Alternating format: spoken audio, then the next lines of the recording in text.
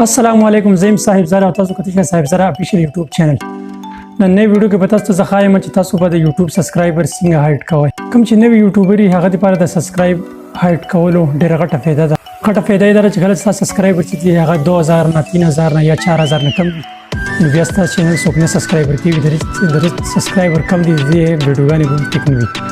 نو تاسو سبسکرایبر باندې ډېر غټ اپریشن پریوزي نو ډېر خلک بیا هغه چینل نه سبسکرایب کوي نو کله چې ته چینل سٹارټ کې به ته خپل سبسکرایبر چې دی هغه به هایډ ساتي مطلب چې ستا چینل سبسکرایبر چاته نه ښکاري چا چې نوی چینل وي هغه لپاره د سبسکرایبر هایډ کولو ډېره غټه فایده وي دغه سبسکرایبر به موږ څنګه هایډ کوو راځئ پوره طریقه درته ښایم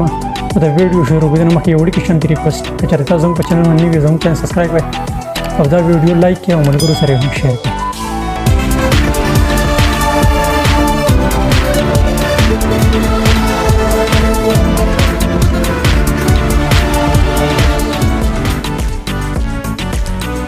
تو جی فرند منګ راغلو د موبایل سکرین ته ګوګل کروم به اوپن کو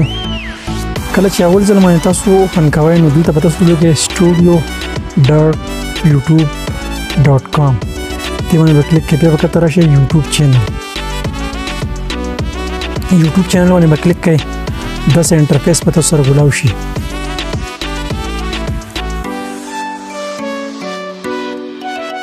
بیا به تاسو د زوم کوي کته ویخ کې تاسو ښکاري لږ نور درته زوم کوم سیټینګ د سیټینګ باندې به کلیک کوئ سیټینګ باندې چې کلیک کړئ تاسو داسې انټرفیس به تاسو سره ګولاو شي دې کې به تاسو چینل باندې کلیک کړئ چینل باندې تاسو کلیک کړئ بیا به تاسو د بیس انفو ایڈوانس سیټینګ باندې به کلیک کړئ ایڈوانس سیټینګ باندې تاسو کلیک کړئ کته بلاړ شئ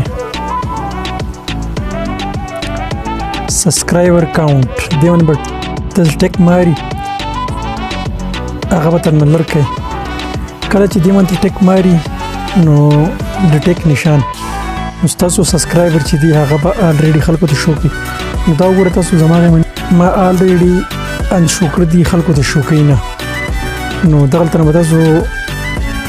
ټیک لر کړئ او دې کې بس سیو تاسو ته ښکاري سیو باندې به کلیک کړئ نو ستاسو سبسکرایبر چې دی هغه به هایډ شي